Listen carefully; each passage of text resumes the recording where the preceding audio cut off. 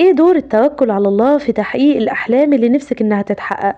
أول حاجة، الإيمان بالله والتوكل عليه بيزرع الأمل في قلبك. في كل مرة بتحس بالإحباط وبتقابل مشاكل أو صعوبات في حياتك أو في طريق تحقيق أحلامك، الإيمان بالله بقى بيكون هو السند.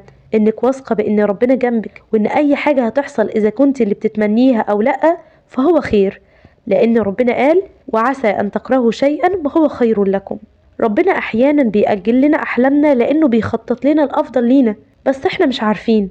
تاني حاجة، الإيمان بيدفعك للسعي.